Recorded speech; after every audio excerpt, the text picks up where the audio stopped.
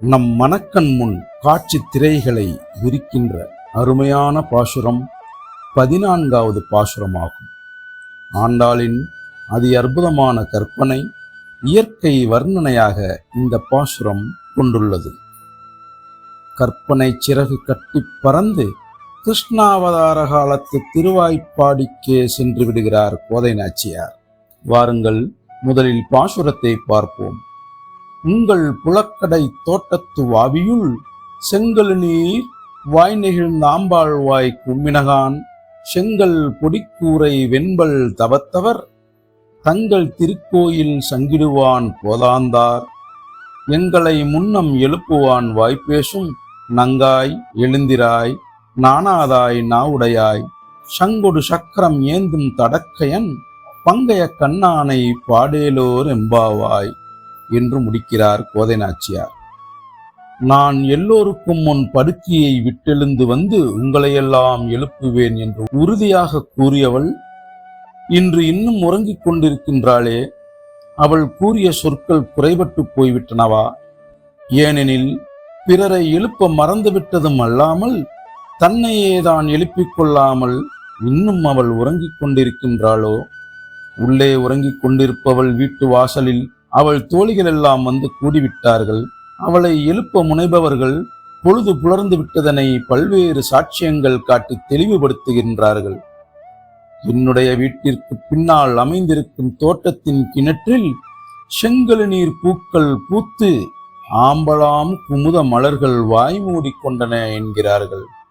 உங்கள் புலக்கடை தோட்டத்து வாவியுள் செங்கல் நீர் வாய் நெகிழ்ந்த ஆம்பாள் வாய் கும்பினகான் என்று சொல்கிறார்கள். காலை காட்சியின் மாட்சி இவ்வடிகளில் தெளிவுறப்புலனாகிறது. சிறந்த சொற்களை தேர்ந்தெடுத்து சிறந்த இடங்களில் சிறந்த முறையில் அடுக்கும் ஆண்டாளின் கவிதை மாட்சியும் கவினுற விளக்கமுறுகின்றது. செங்கல் நீர் பூக்க மலர என்றெல்லாம் சொல்லாமல் வாய் நெகிழ்ந்து என்ற சொல்லை பெய்துள்ள திறத்திறனை ஆங்கிலத்தில் டிக்ஷன் என்று சொல்லுவார்கள். தமிழில் சொல்லாட்சியின் சிறப்பு என இதனை சுட்டிக்காட்டலாம். ஆம்பல் மலர்கள் வாய் கூம்பின என்று குறிப்பிடுவதும் சொல்லாட்சியின் சிறப்பின் பார்ப்பட்டதே சொல்லாட்சியே ஆகும். மூடிக்கொண்டன என்று சொல்லாமல் கூம்பினகான் என்று குறிப்பிடப்பட்டிருப்பது தேர்ந்த கவியின் திறப்பாடு எனலாம்.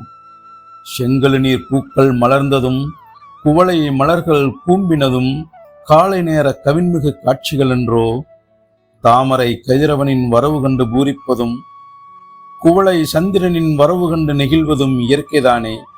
காலை நேரமானதால் முன்னிரவில் மலர்ந்திருந்த குவளை கதிரவன் தோன்றுகின்ற பொழுது வாய்க்குவித்துக் கொள்கிறான். இதனாலேயே தாமரையின் காதலன் கதிரவன் என்றும் அல்லியின் காதலன் சந்திரன் என்றும் குறிப்பிடுவார்கள். இப்பொழுது வீட்டிற்கு வெளியில் வந்து நின்று கொண்டு உள்ளிருப்பவளை எழுப்பும் பெண்கள் பிரிதுரு காட்சியினை தெரியப்படுத்துகின்றார்கள். செங்கல் நிறத்தில் இருக்கும் காவிய ஆடையினை அணிந்து கொண்டு வெள்ளிய பற்களை உடைய துறவிகள் தங்கள் திருக்கோயிலில் சங்குகளை ஊதி முழக்கும் பொருட்டு போகின்றார்களே, இது 2வது காட்சி என்று சொல்கிறார்கள். செங்கல் பொடிக்கூரை வெண்பல் தவத்தவர் தங்கள் திருக்கோயில் சங்கிடுவான் போகின்றார். செங்கல் நீர் வாய் நெகிழ்தலும் ஆம்பல் வாய் கூம்புதலும் ஒரே அடியில் அமைந்துள்ள முரண்தொடையாகும். எங்களை முன்னம் எழுப்புவதாக சொல்லிய பெண்ணே, நீ எழுந்திருப்பாயாக. நாணப்படாத நாவினை உடையவளே, எழுந்திருப்பாயாக. ஒரு கையில் சங்கும் பிரிதொரு கையில் சக்கராயுதமும் கொண்ட விஷாலமான கைகளை உடையவனாகிய தாமரை கண்ணனை பாடுவாயாக என்று கூறி அவளை எழுப்புகின்றனர்.